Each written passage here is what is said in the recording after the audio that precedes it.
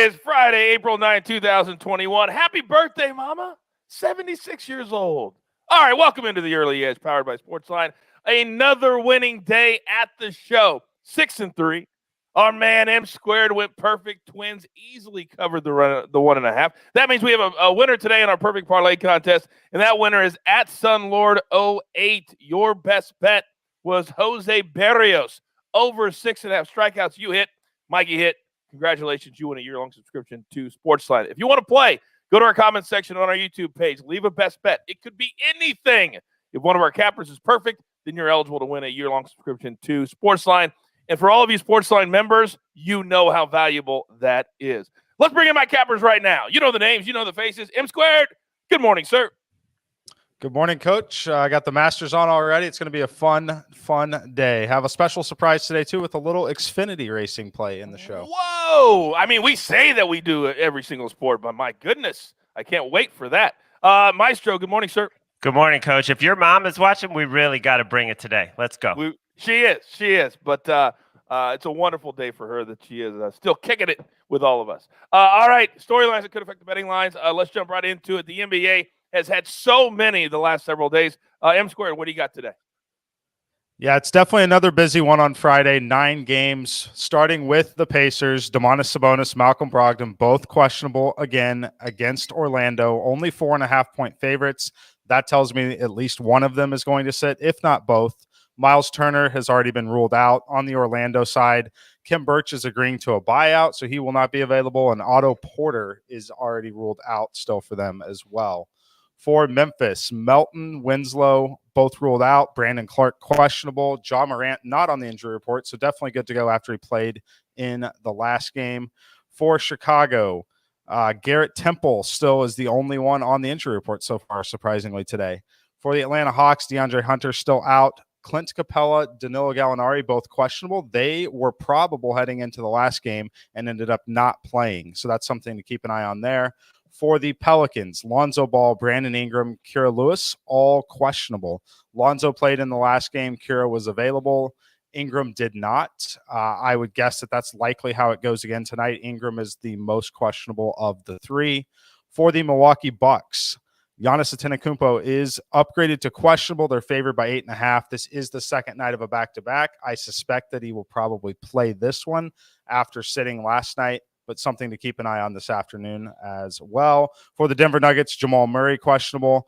For the Washington Wizards, Bradley Beal is listed as probable, but he's someone who's had his status fluctuate quite a bit over the last 10 days, so that's something to keep an eye on as well. Boy, I tell you what, a lot of big-time names that are affecting the outcomes, affecting the lines.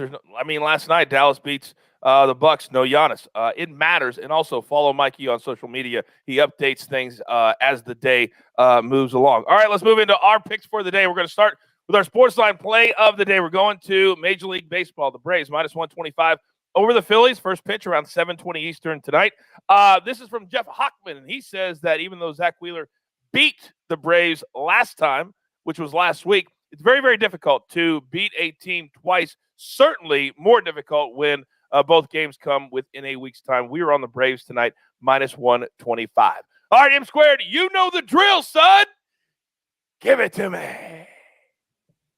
All right, let's start in Major League Baseball. I like the Tampa Bay Rays plus 125 against New York Yankees today. This game is at home, and it's another beautiful situation where the Yankees being such a public favorite allows us to have a little value on the betting line here.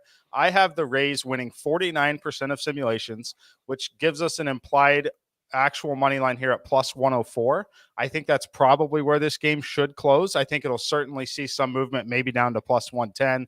Grab it as soon as you can, but I want to pick on Corey Kluber here. I actually love that he had what looked like an okay start in his first time back. If you dive into the numbers a little bit, especially against right-handed hitters, he really struggled there, and he hasn't had great numbers since 2017, really. Even back to 2019, he was allowing 377 and 350 WOBA allowed to basically all hitters here. I think he's going to struggle with this Rays lineup. Meanwhile, Rich Hill finally got through a start without having a blister issue on the finger. I know he's battled that for what seems like 2 years now, but it was a great sign to see him get through the start and not have any injury issues. I like the Rays here. They are undervalued. And for my second play, we're going to take it to the Xfinity Series at Martinsville, and we're going to be looking at Austin Cindric plus 130 versus Justin Allgaier. These are two very competitive teams, very competitive drivers. Allgaier starting second, Cindric starting fourth. I like the way both of them race on short tracks like we have here at Martinsville.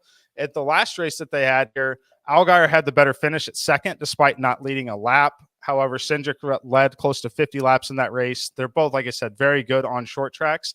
And we have a classic situation here where there's just one driver who's overvalued because of that success that they've had on short tracks. We have a longer track history with Justin Allgaier. But at plus 130, this line should only be plus 105, maybe plus 110 at the most. So take the underdog here at plus 130.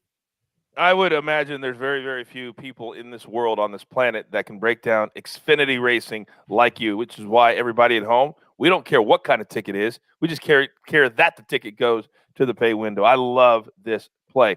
All right, whether you're watching, whether you're looking to watch on the range, featured groups, Aiming Corner, holes 15 and 16, all 4 rounds, and of course the CBS broadcast over the weekend. It's all available on CBSSports.com, the CBS Sports mobile app, and of course Paramount Plus. Speaking of the Masters, I've got 2 plays this morning.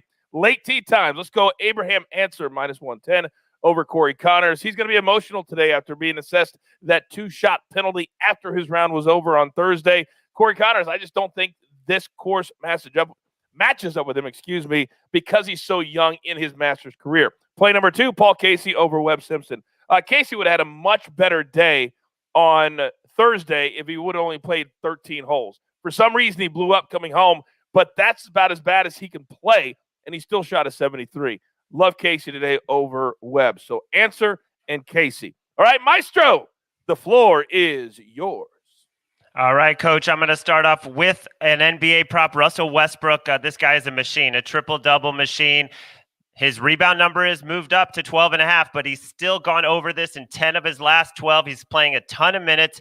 And you know what? The pace in this game is going to be incredible. The total around 240, going to be a lot of possessions. So go over 12.5 rebounds for Russell Westbrook. And then in Major League Baseball, I'm going to keep riding the Reds. I hope the day off didn't cool them down. They scored 51 runs in their 5-game win streak. And they're facing a Diamondbacks team that's 2-5 without Marte, who was obviously a great offensive player. I think the Reds are going to roll. I think minus 135, I got it. I think it should be about minus 150. So lay it with Cincinnati. Oh, I love it. By the way, on Monday morning, not only if we have a perfect parlay contest winner, will we give out a year-long subscription for that, but we have arrived at the winner of our prop naming contest, and we will announce the winner of that coming up on Monday as well. But we are up against it, so grab your paper, grab your pencil. Greg, thank you very much. Here we go. M squared, he's on the Rays, plus 125. Way, way, way overvalued are the Yankees in this one. 3:10 Eastern, first pitch. And then Xfinity Racing, they're going to race at 8 Eastern tonight. He likes Austin Cindric, plus 130 over Justin Allgaier. Masters, second round plays, Abraham Answer, minus 110 over Corey Connors, and Paul Casey, minus 105 over Webb Simpson. And the Maestro is on the Reds again, minus 135. One thing you'll learn about us here at the show, we will go to the well until it is dry. We're drinking from the Reds well once again. And then in our props, Westbrook over 12.5 rebounds tonight for the Wizards. And our SportsLine player of the day, the Braves, minus 125 over, I can't even remember who they're playing at this point. But our Jewelers play, the Phillies, that's right. The Jewelers Gym parlay of the day. We've hit 2 so far this week. If you parlay the Braves money line, the Reds money line, and the Wild from the NHL, it's a great day play at SportsLine, it pays you plus 486. Braves money line, Reds money line, the Wild money line from SportsLine, great day play. $100 bet returns 486 clams. You've got your marching orders. Oh, day 2 at the Masters. Let's take all these tickets, and don't forget a very special MMA episode of the Early Edge will drop maybe in an hour or so. Bellator and the UFC. We got you covered for all of it. Let's take these tickets straight to the pay window. For M squared, for Chief, for the Maestro, for Greg, do not call me Gary, our producer. I am the coach. Turn on those notifications. The only place for your daily Early Edge. Good luck.